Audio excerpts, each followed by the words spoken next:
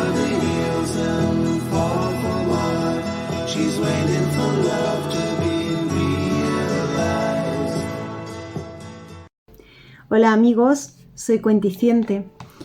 Continuamos hoy con nuestro ciclo sobre Don Juan Tenorio, sobre la obra Cumbre de José Zorrilla, y lo haremos hablando de la estructura del drama. La obra de José Zorrilla, de nuestro Don Juan, está dividida en dos partes bien delineadas. Comedia de capa y espada, la primera con la historia del libertino, Don Juan, y ese drama religioso con la moralidad propia del auto sacramental. Ya sabemos todos que el auto sacramental, bueno, pues versa un poco sobre todo este particular proceder al que combina la religión. Y bueno, pues se ve bien delineado esto en la primera parte de nuestro Tenorio. La segunda culmina con la salvación del pecador. Ya habíamos hablado ayer que doña Inés es la que media en ello y consigue que Don Juan se salve por medio de su influencia, ¿no? Vamos a decir así. Los 4 actos que componen la primera parte y los 3 de la segunda van encabezados con títulos efectistas e impresionantes. Por ejemplo, libertinaje y escándalo, destreza, profanación, el diablo a las puertas del cielo, la sombra de doña Inés, la estatua de don Gonzalo y misericordia de Dios y apoteosis del amor.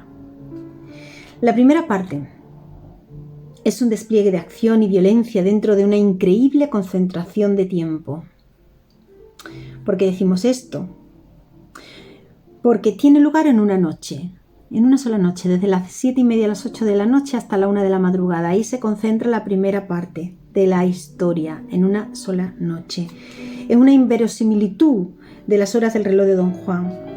En ello, en todo este contexto, entran amigos y curiosos en esta hospedería, en esta posada, en la hospedería del Laurel.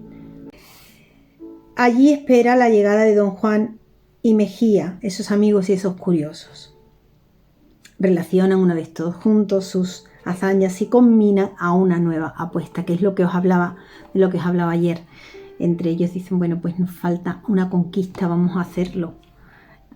Por lo tanto, vamos a proceder a alcanzar lo que nos falta, que es esa conquista, que es una novicia, ¿no? Bueno, pues combinan a una nueva apuesta y enfrentamiento, y en este intervalo de tiempo se enfrenta don Gonzalo y don Diego. Se arresta a don Juan y don Luis, se encarcelan y se ponen en libertad ambos, después más tarde. Hay unas entrevistas entre Brígida y Lucía, concluyendo así el acto segundo.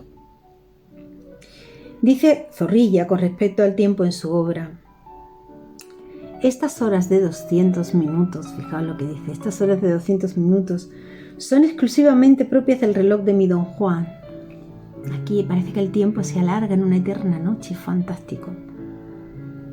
La unidad de tiempo está maravillosamente observada en los 4 actos de la primera parte y tiene 2 circunstancias especialísimas.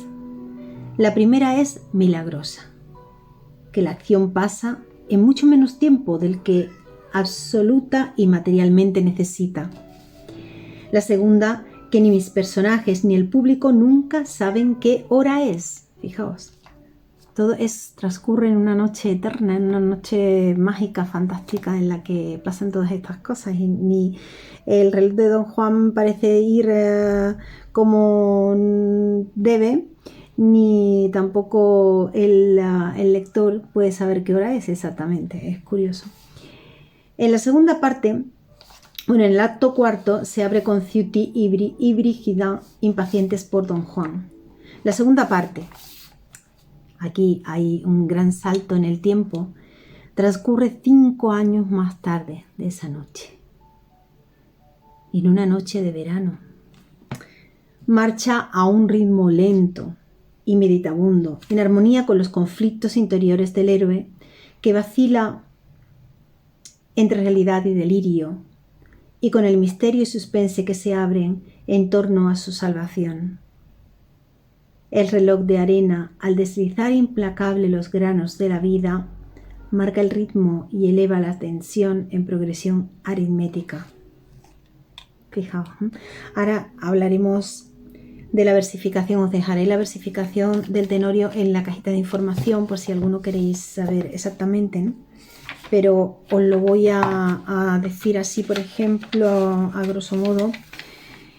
La versificación del Tenorio en su parte primera, por ejemplo, en el acto primero encontraremos redondillas, quintillas y romance. Cómo se describen estos versos lo dejaré en la cajita de información, así como todos los versos a los que corresponden todas estas fórmulas, ¿no? En el acto segundo encontramos redondillas, versos sueltos, ovillejos, redondillas, octavillas, redondillas, ovillejos, redondillas. Todo va así correlativo. En el acto tercero encontramos romance, redondillas, octavillas, 6 versos octosílabos, entre los versos 1772 y 1777, y quintillas, para terminar con redondillas. En el acto cuarto, romances, redondillas, décimas. Y ya en la parte segunda, en el acto primero encontramos a su vez también redondillas, décimas y quintillas. En el acto segundo, redondillas y décimas. Y finalmente en el acto tercero, cuartetos en decasílabos, redondillas, quintillas y décimas. Bien, esto, como os digo, os lo dejaré en la cajita de información para por si queréis consultarlo y mirar después en cualquier obra del Tenorio, en cualquier edición del Tenorio, ¿no? A excepción del romance, que prefiere la asonancia, las demás combinaciones métricas usadas por Zorrilla, con su rima consonante, llenan el drama de una sonoridad intensa, y en ello radica parte de su popularidad. Para Ortega y Gasset, el Tenorio es un claro ejemplo del estilo prosaico y funambulesco preferido por el post-romanticismo. En dicho periodo hay un afán de prosa, pero se hace un esfuerzo para que aparezca disfrazada chillonamente como verso, dando prioridad al ritmo y a la rima. Estos versos aparentemente sencillos y naturales resuenan con eco pegajoso en los oídos del público, que los retiene fácilmente en la memoria. Unamuno, fijaos, Unamuno le da una buena paliza, vamos a decir así, a la obra de Zorrilla, porque empieza a... Bueno, al principio le gusta mucho. Se dice que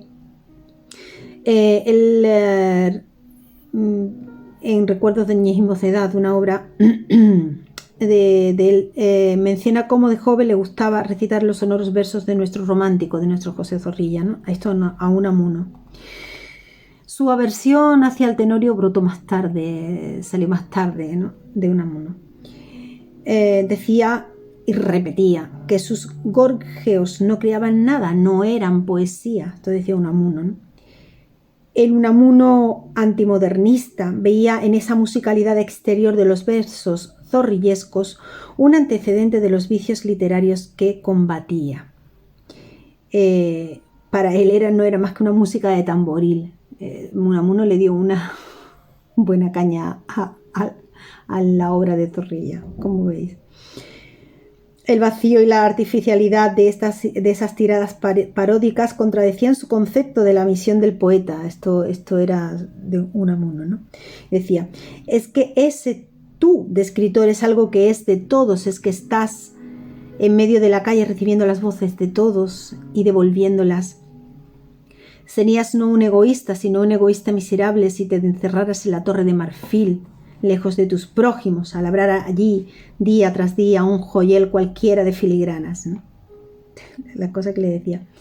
Con ocasión del centenario de Zorrilla en 1917, nuestro Unamuno, Miguel de Unamuno, nuestro Unamuno escribe el zorrillismo estético. Fijaos ya el nombre, el zorrillismo estético, en un afán de aclarar el secreto de ese culto, especie de liturgia patriótica que se rinde el autor del Tenorio. Ahí me toca un poquito a mí. Unamuno también. El defecto principal de la estética de Zorrilla es la falta de universalidad. La razón, el no haber ahondado ni en sí mismo ni en el pueblo. El mismo Zorrilla reconocía también, por ahí una mosca, el mismo Zorrilla reconocía también que no se había empapado mucho de estos mimbres donjuanescos, ¿no?, para crear su tenorio. Pero bueno, aquí dice que Unamuno piensa que su poesía, la de Zorrilla, es estéticamente superficial. Los sentimientos que quiere expresar son superficiales y están superficialmente expresados. Este poeta, decía, improvisador, verboso y hojarascoso, rara vez acierta con el epíteto justo, definitivo y único. O sea, como que divagaba, vaya. Utiliza los consagrados, los gastados, y sus metáforas son las del acervo común. Sin embargo, bueno, a mí, claro, estamos en el contexto de la época de Unamuno, pero a mí me suenan bonitos, me suenan maravillosos, pero bueno, será que, no sé, yo me he quedado un poco con este tiempo romántico, aunque valoro toda la poesía, pero bueno, no sé, me llega especialmente, no lo sé. Zorrilla no tenía, decía Unamuno, no tenía idea ni sentimiento muy claros del valor de muchas de las palabras que usaba. Le sonaban bien, es decir, encajaban bien en el sonsonete melopeico y bastante metronómico y primitivo de que se valía, y eso le bastaba. Esto decía Unamuno. Bueno, y aquí viene una cosa a la que me toca bastante, ¿no? El alma a mí, Unamuno, cuando dice, ¿no?, exactamente lo que voy a contar ahora, dice. Y se pregunta Unamuno, ¿por qué se empeñan algunos en querer hacer de Zorrilla nuestro primer poeta? El poeta de la raza. Bueno, ya estamos hablando, ¿no?, de los años en los que estamos hablando. Sin duda, contesta, representa a esta en lo que tiene de más exclusivo, de menos universal, en sus defectos. No podrá nunca representarnos ante los demás pueblos. Nos representará ante nosotros mismos. O mejor dicho, nos servirá de espejo para que veamos nuestra desnudez estética, nuestra desnudez de pensamiento, de sentimiento y hasta de imaginación. Vaya caña le daba Unamuno a la obra de Zorrilla. Tela, mucho, bastante. Hay que enmarcar a Unamuno en la época de Unamuno, pero bueno, en cómo él era, en lo que él, digamos, en lo que él trabajaba, en lo que él exponía y hacía, pero bueno, no sé, a mí me siguen sonando preciosos, pero bueno, son a vosotros también, imagino. Estos juicios algo extremistas de Unamuno tienen sus antecedentes en la autocrítica del propio Zorrilla, os lo comentaba antes, ¿no? Ya mencionamos lo mencionamos ayer un poco por encima, cómo encontraba en su tenorio Zorrilla exceso de ripios y hojarasca. Él mismo lo reconocía, además que veía que no se había preparado mucho, ¿no?, el tema del Don Juan. Y su poesía estaba vacía de contenido y emoción, por haber sido producto de su delirante imaginación, no brote espontáneo del corazón. En efecto, el drama en cuestión es un muestrario de esos ingredientes externos y efectistas que componen la sonoridad popularchera de poesía primitiva. Encabalgamientos, repeticiones, ripios, todo al servicio de una rima y ritmo enfáticos y rebuscados, propios de esa poesía de la eterna niñez que siempre se recuerda con nostalgia. Pero todo esto, Zorrilla lo sabía, Zorrilla era consciente bueno, pues a él mismo no le parecía que estaba perfectamente bien, o bueno, no le suponía un orgullo, ¿no? Pero lo de Unamuno es muy fuerte, ¿no? Es muy fuerte. Bueno, seguiremos hablando del tema, el problema de las fuentes, la originalidad de los textos, de donde sale, de donde viene, de donde bebe el mito del Don Juan. Ya habíamos hablado ayer, ¿no?, un poco de ello. Mañana vamos a seguir. Os podría adelantar un poco, quizás, si os podría adelantar, por ejemplo, un poco, y ya mañana continuamos. El problema de las fuentes y la originalidad de este tema. El tema de este drama de Zorrilla, como hemos adelantado, no era nada nuevo, ya os lo expliqué ayer, ¿no? Durante 3 siglos había venido rodando por escenarios y literaturas desde la primera versión dramática del mercenario Gabriel Tellez. La leyenda del burlador de la que habíamos hablado ayer, había alcanzado un desarrollo sin precedentes en España y más aún fuera de España. Zorrilla, con 26 años, recoge el tema de este burlador y bueno, y en 21 días, según dice él mismo, escribe su versión romántica del Don Juan. Claro, ahí podemos encontrar como el motivo por el cual él no se sentiría especialmente orgulloso, ¿no? Porque cogió de repente, en pocos días, conformó lo que es la obra, ¿no? Años más tarde, en la autocrítica del drama menciona su inexperiencia del mundo, lo que os contaba antes, y del corazón humano, su falta de plan global al escribir la obra, y lo más curioso, su casi total originalidad por su desconocimiento de cuanto sobre el tema donjuanesco se había escrito fuera y dentro de España. O sea que el mismo Zorrilla reconoce años más tarde que, bueno, lo había escrito sí en pocos días, en 21 días, pero que también se había empapado poco del antecesor, ¿no? de lo anterior sobre el Don Juan, el tema donjuanesco. Estas son las palabras que decía José Zorrilla al respecto. Decía, y aquí se equivocaba, después lo corrigieron. No recuerdo quién me indicó el pensamiento de una refundición del burlador de Sevilla, o si yo mismo, animado por el poco trabajo que me había costado, la de las travesuras de Pantoja, di en esa idea registrando la colección de las comedias de Moreto. El hecho es que sin más datos ni más estudios que el burlador de Sevilla, de aquel ingenioso fraile y de su mala refundición de Solís, que era lo que hasta entonces se había representado bajo el título No hay plazo que no se cumpla, ni deuda que no se pague, o El convidado de piedra. Me obligué yo a escribir en 20 días un Don Juan de mi confección. Bueno, esto era lo que decía él. Después fue criticado. Decían que no, que bueno, que se estaba equivocando, que hablaba del convidado, que no es de Solís, sino de Antonio Zamora, en fin, bueno. Esto se le corrigía más adelante, ¿no? A Alonso Cortés, en el que encuentra errores, ¿no? en lo que Zorrilla decía. La clave explicativa de la idea de Zorrilla de refundir el drama de Tirso hay que verla, según el editor, ¿no? de esta edición del Tenorio en el que estoy consultando, hay que verla en la colección de las comedias de Moreto,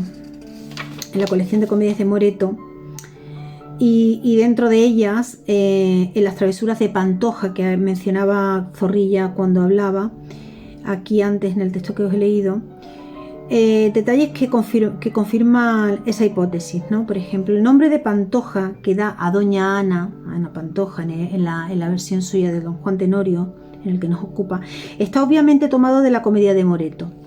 O sea, el personaje de Ana es muy frecuente en las comedias moretianas. Las palabras de Zorrilla, decía él, mi plan en globo era conservar la mujer burlada de Moreto.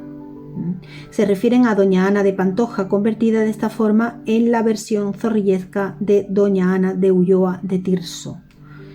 De esta forma, la mujer burlada de Moreto le trajo a la mente la necesidad de un burlador, que no podía ser otro que el clásico burlador sevillano. Bueno, continuaremos mañana aquí hablando de las fuentes, porque aquí hay que resumir todo un poco, porque es un poco extenso. Terminaremos de hablar de esto de las fuentes, y seguiremos hablando de los problemas teológicos, la salvación por el amor, lo que hablamos ayer y antes también un poco, sobre cómo en esa segunda parte, 5 años más tarde que transcurre la historia, se ve como el pecador, pues se ve redimido por la gracia, la obra y gracia de doña Inés, ¿no? Y bueno, aquí seguiremos hablando del tema, y me apetece muchísimo leeros algún fragmento, algún pequeño fragmento, así al azar. Me gusta hacer estas cosas, a ver qué nos sale aquí. Vamos a ver, porque yo podría decir